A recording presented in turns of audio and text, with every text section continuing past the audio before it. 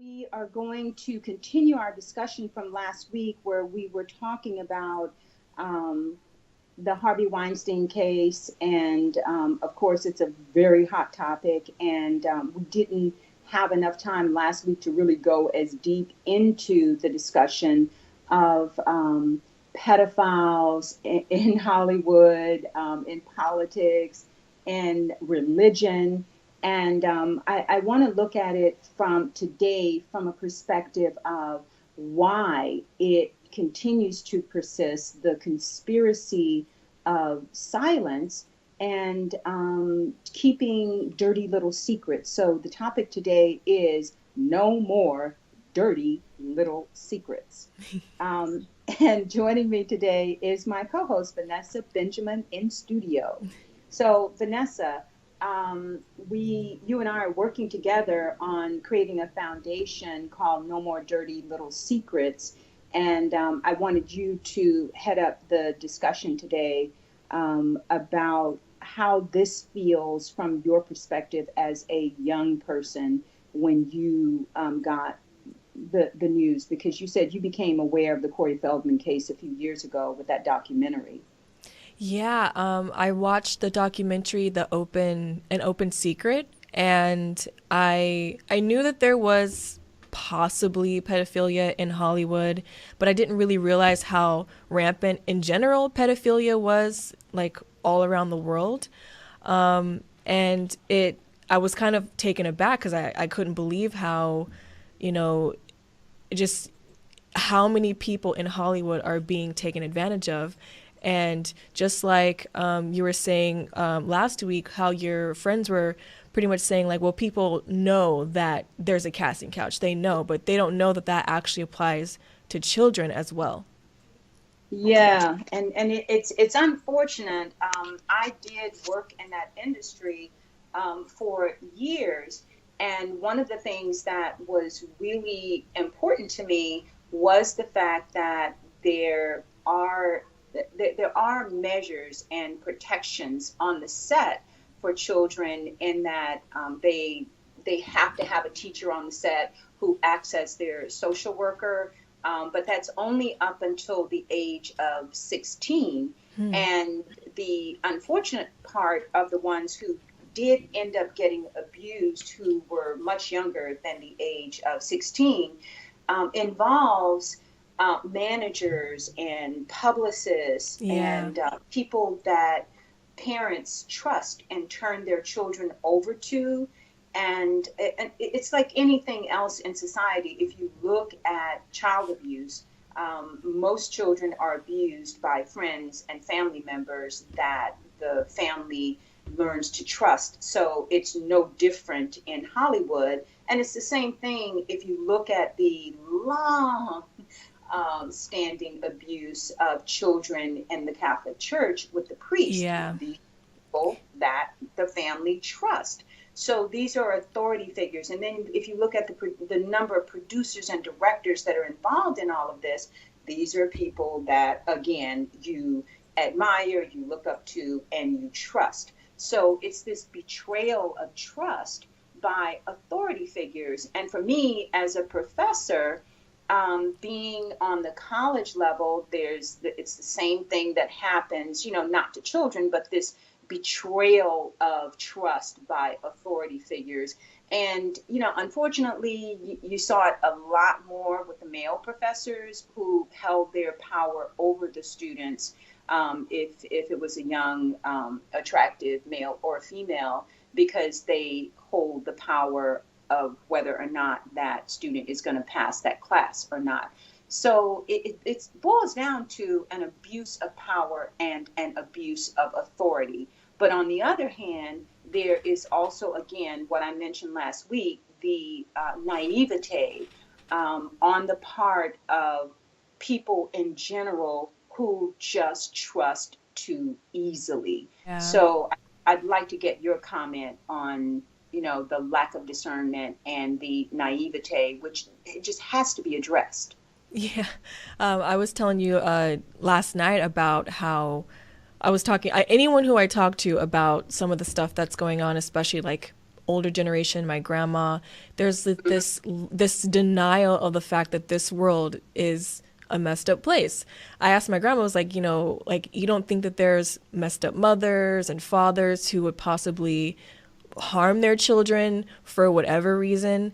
And she looked at me as if I was crazy, like, oh no, that can't possibly be, true. And I'm like, Grandma, do you live in a fantasy world? Like, where you watch the news every single day and you see all of the terrible stuff, whether it's fabricated or not, but you still don't want to believe the fact that there's pedophilia in the government, that there are police officers who could possibly be running pedophilia rings, that the child protective services aren't necessarily protecting your children and they're exploiting them for their own personal gain. So you were telling me how I need to work on my frustration with this type of stuff, because it's like I'm in awe of people's and I don't know if it's like it's naivete, but then it's also this I can even, Denial. yeah, and it's like, are you guys home? Like, where are you in this? Like, I don't. What world do you think you live in? You know? Well, and don't you think that really sums up why the problem is longstanding, why it has not been addressed, and why there is essentially no justice within the justice system, especially when you look at that documentary, An Open Secret. It's heartbreaking for the Yeah. families to go through the legal system, to have all of this evidence, paperwork, list, numbers, video, um, recordings of people admitting that they are pedophiles and admitting what they had done, and not one single person went to prison. The fact that there is no public outcry or outrage over it, and it's sort of like people are just numbed down, numbed down and numbed out and dumbed down. It's almost like a society is handing their children over to pedophiles and saying, um, well, it doesn't exist, so we're just going to go on with business as usual with our children.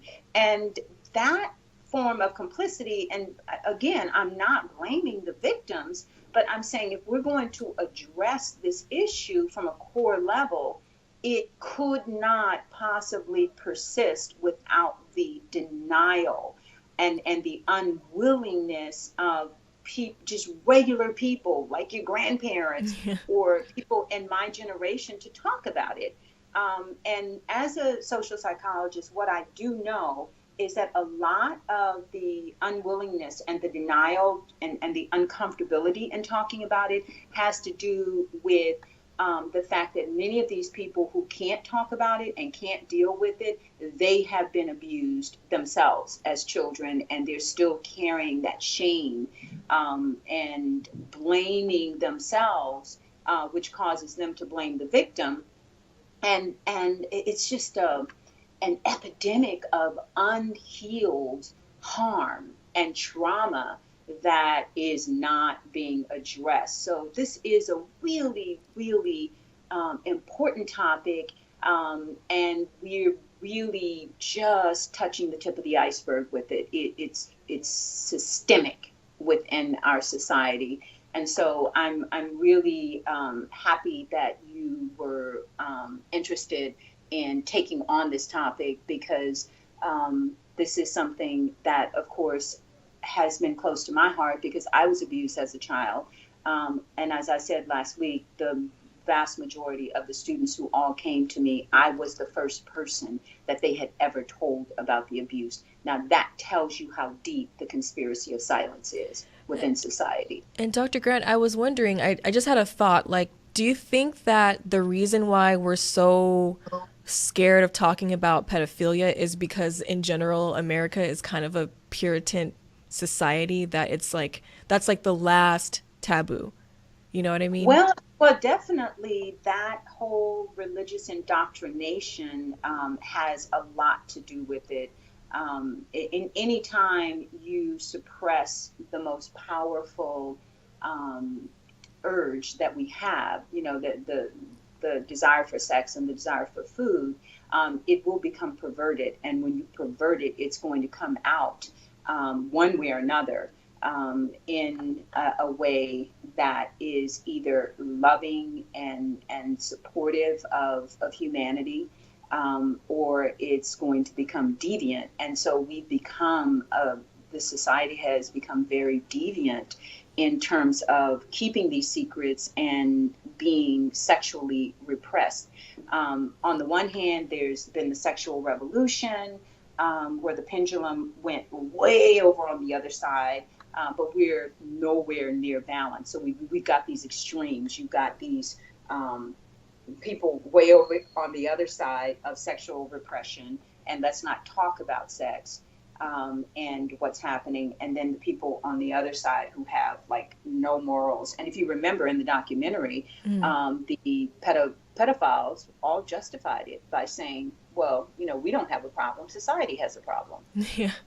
And oh, we love these kids. We were playing with them. It wasn't a big deal, you know? This was what they wanted. Yeah.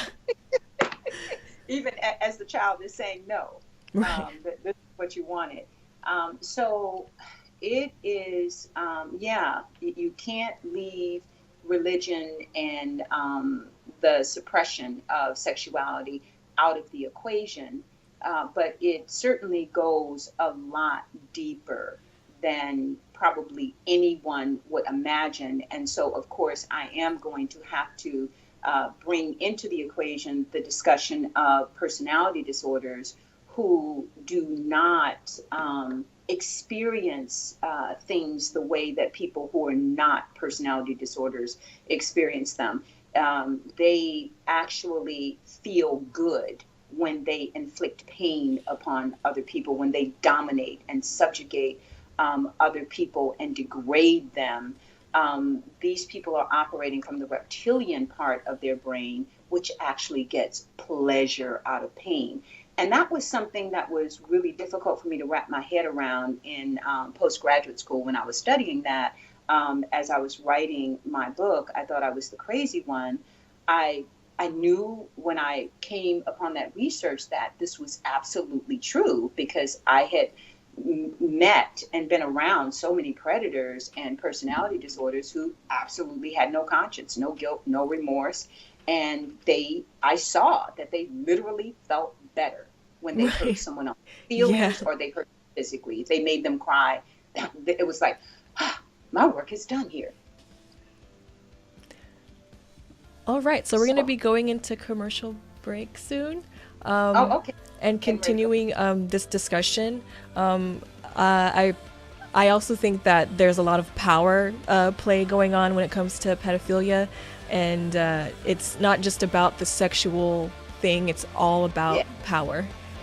Yes. Now, the reason why I titled it No More Dirty Little Secrets is because, in general, when you are dealing with, it doesn't, with an abuser, it doesn't matter whether it's a pedophile or someone that you work with, and it's the point is, when it's non-consensual, there's always this, shh, okay, this is our little secret, and this attempt to make the person who is being taken advantage of feel complicit in it, feel that they have given consent to it, and it then becomes this dirty little secret that prevents the person who has been abused from ever really healing. Because if you look at the documentary, An Open Secret, the level of alcoholism and drug abuse and emotional depression that these young kids went through after the abuse is an indicator of the amount of guilt that they're carrying, and that's all related to carrying around this dirty little secret. And Dr. David Viscott was very brilliant, and he said that we are only as sick as our secrets. And so we're a society that walks around, doesn't want to talk about the truth about what's really happening in the world. And as long as we don't allow an open platform for people who have been abused to talk about it, then no healing can take place. And at the same time, we are extending the suffering of the people who are abused. But more importantly, we are protecting the abuser from being exposed. So that's the glaring issue that I see, Vanessa, is that the transparency needs to take place, and it can't happen when you're blaming the victim for being abused and when the victim feels responsible for being abused. So I think that that's where it has to start.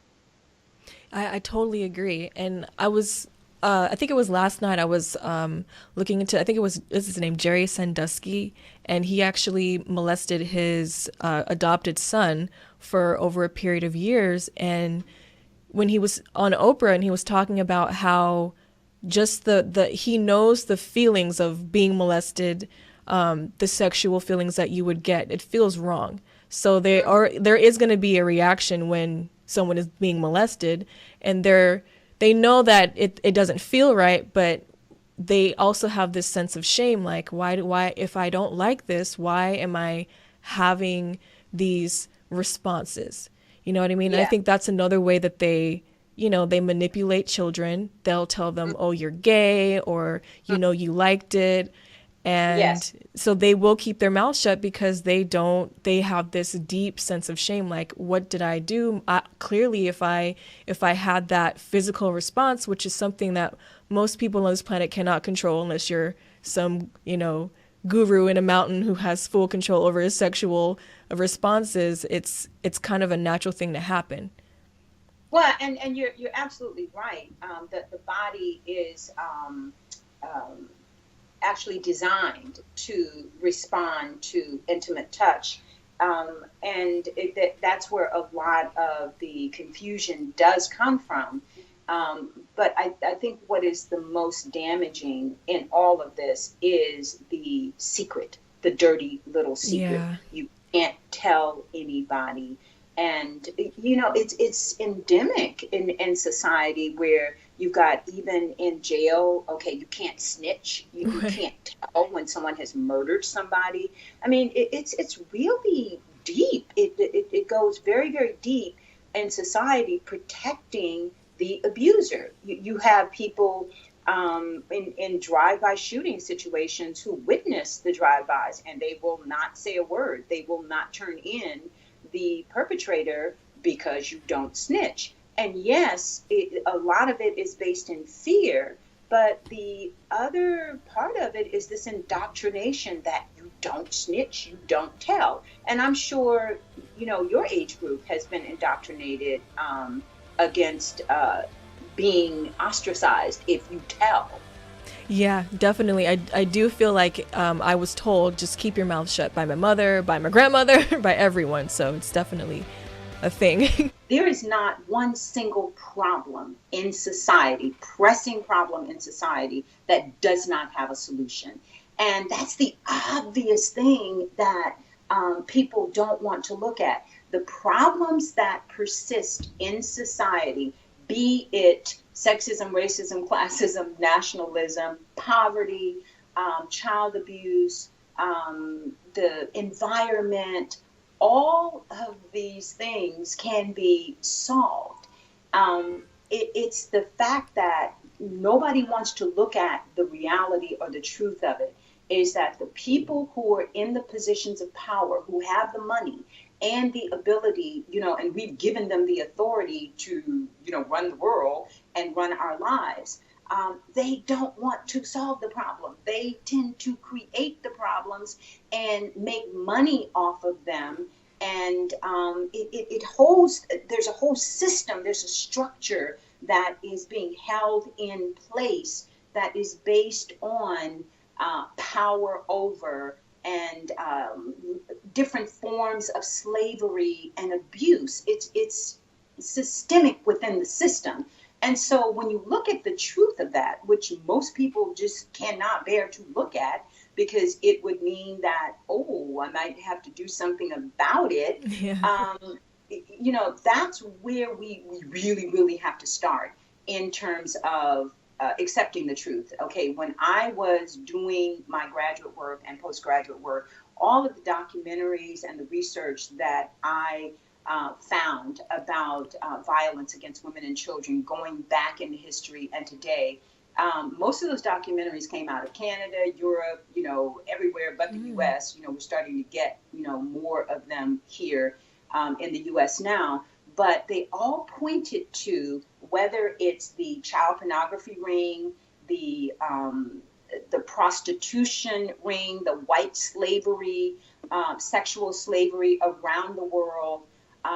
None of it, and just regular slavery, where children are imported here to become domestic slaves. All of this is really, really real. But come on, it cannot persist without the complicity of authorities at the highest level, Yeah. from the highest levels of government through all the way down to the police department. So there's no such thing as people don't know what the problems are. That the problems persist because people are profiting off of them. So that is the reality that we have to look at. So when you look at that, and then you go, okay, and you as an individual discover that some, toddler is being abused, and the first thing you want to do is go to the police and say, oh, the police have to do something about it. Well, at the end of the day, if you look at the number of cases against pedophiles or abusers that ever get prosecuted and that ever go to prison, Yeah. it's so if they do go to jail, the prison sentence is so light, it's ridiculous. And notice I said if they do go to jail. So the thing is, can we really look to the legal system or the justice system to bring justice to a problem where so many layers of society are involved in perpetuating the problem? Can you really go and report that and expect that something good will come out of it? Yeah, I totally see what you mean. And I think that's also another reason why I think a few weeks ago we were talking about how I would get really frustrated about just the fact that no matter, even if you tell the truth, I think I was having this expectation that that there's somehow going to be justice. And then you get frustrated and eventually you just lose out hope and you're like, forget it, I'm not going to say anything. And I think Yeah. maybe there are victims that happens to. And I think people know somehow, on some level, whether they want to admit it or not, that they're up against a massive system that is not willing to bring them justice.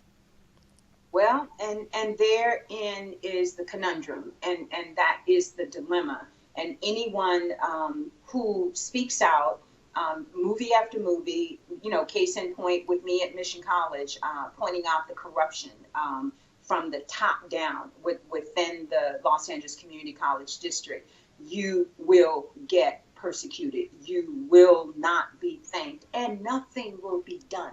When you go to, you can go all the way to the top, state, federal levels, nothing will be done about it because the system is designed to protect and perpetuate itself. I think when you can accept that, then you can move outside of the box and stop looking for justice in an unjust system that is set up to protect itself and to perpetuate itself.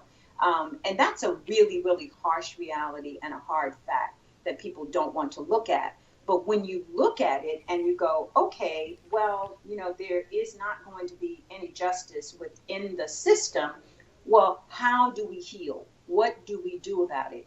And so that's what I was looking at in terms of creating a foundation or a support group called No More Dirty Secrets. What I do know as a psychologist is that in order for a person to heal from any kind of abuse or trauma, they need to have a compassionate witness, someone who will listen to them and not accuse them of lying right off the bat, or will jump to protect the perpetrator, um, because that only causes more injury and more damage to the person. And the case in point, that people are starting to talk about is how Barbara Walters reacted to Corey Feldman when he was on the show, pointing out the pedophilia in Hollywood.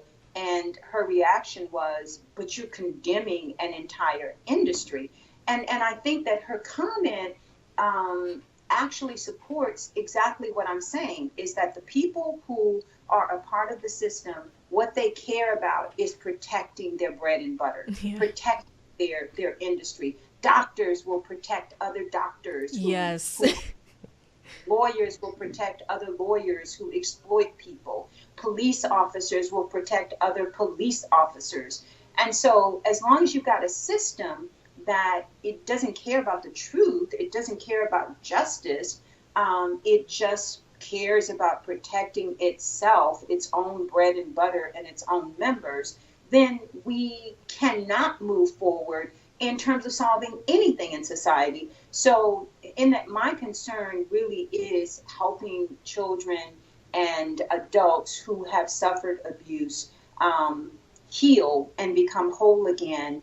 I think that we have to begin with getting more people who are like me, who have gone through abuse and been able to heal themselves, to be compassionate witnesses for other people who, parents who are finding out that their children have been abused by family members, or, people that they trusted. That is what is needed right now. And transparency, where, a place where people can go and talk about this and not feel accused. I think that it sounds small, but that's a huge step in the right direction, because when you spend all this time and money and energy trying to get the system to do its job, I think the best we can do is report it, get it on file, so that the person is on file as a pedophile. Most of the time, their names don't even get on file, but that's all you can do, is just report it and then talk about it. When I was abused, I told everybody and their grandmother who would listen. Nobody wanted to hear it. Everybody was mad at me. How could you say that about your stepfather? But at the end of the day, it was the truth.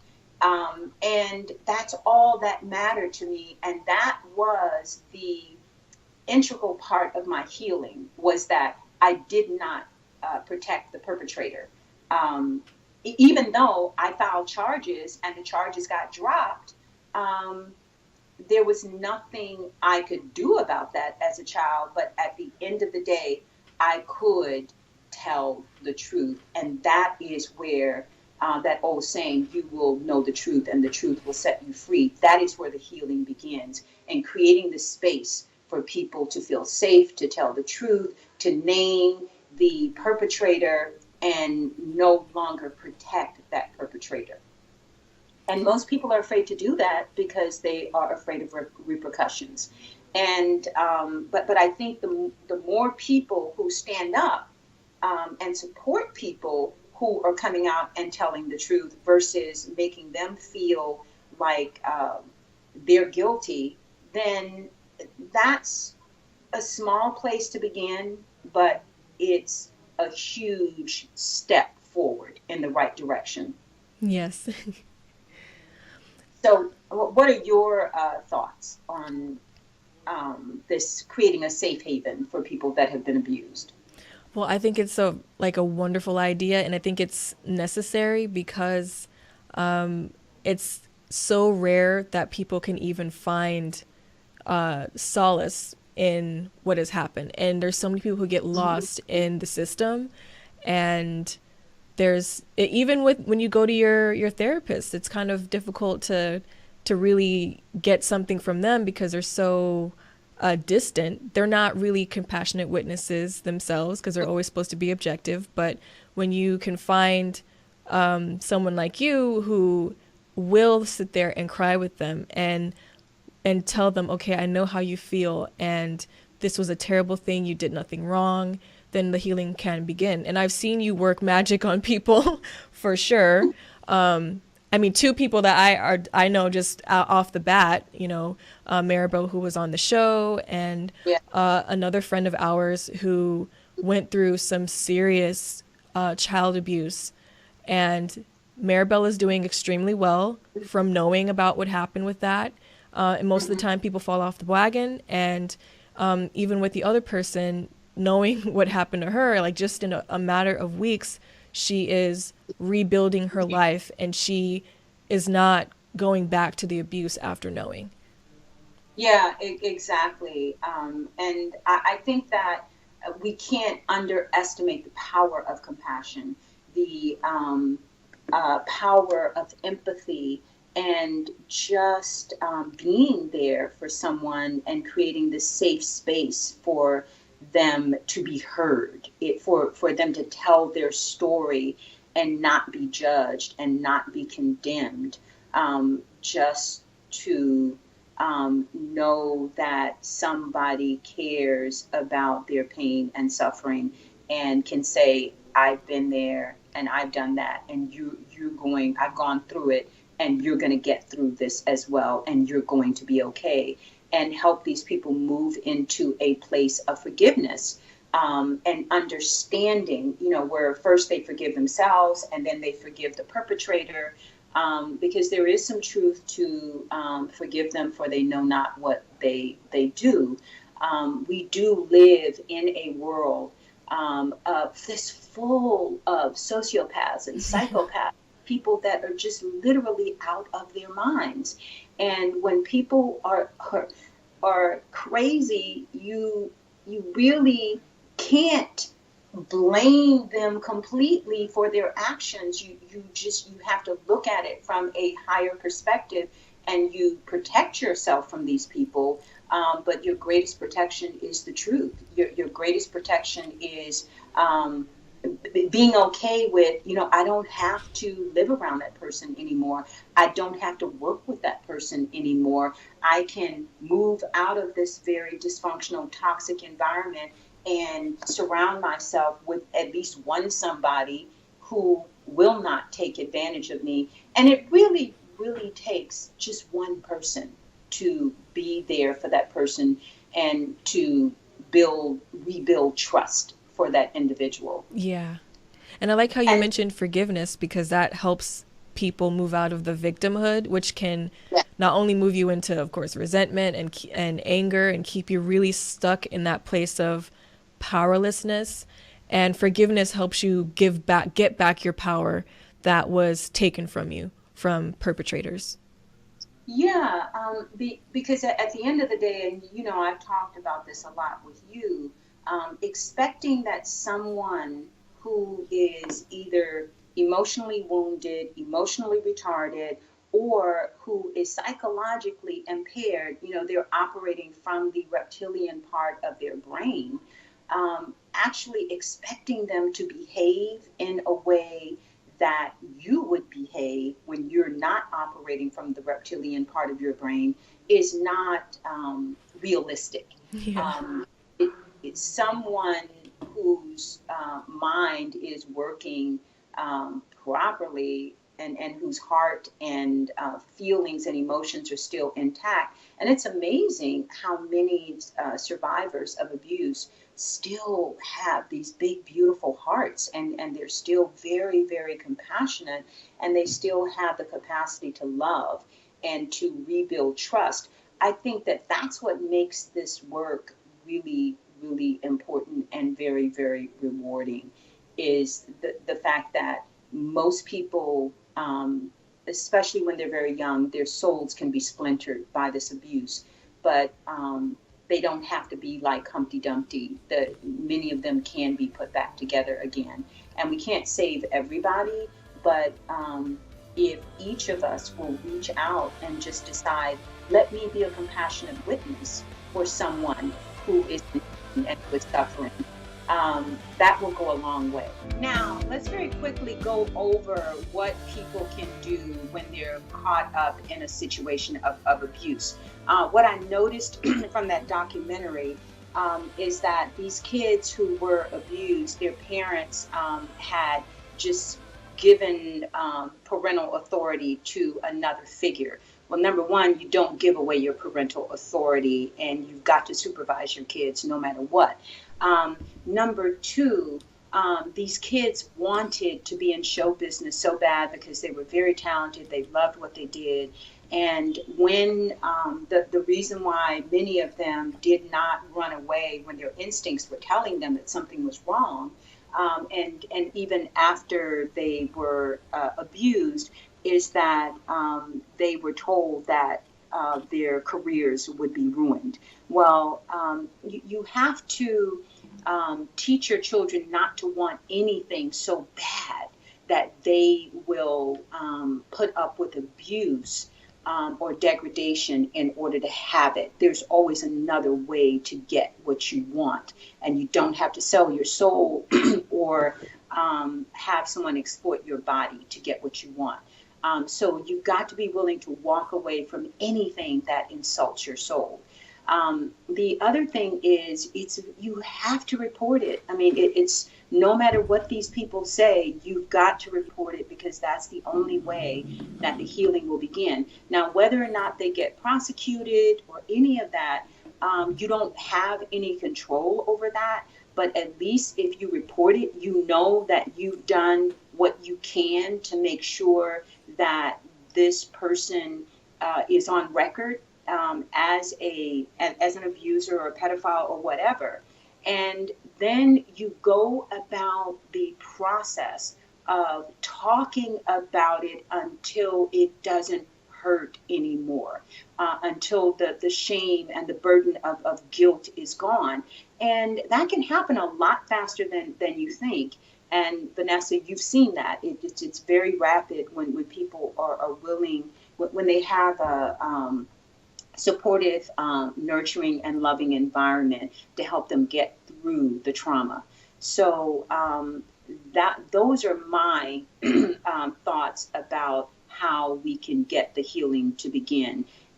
Do not keep anyone's dirty little secret. So my campaign is no more dirty little secrets, and transparency, where you expose the predator and give them nowhere to hide, and get yourself out of harm's way. And Dr. Grant, what would you do if someone was being faced with opposition from, because you know how cunning these people can be. I've learned from you how important it is to stand in your truth, and to no matter what is going on, no matter how many people are attacking you, to stick with your story and to find some peace, because I see that has worked for you. Well, you have to find some courage. You know, I'm not saying that any of this is easy, and these people will threaten you.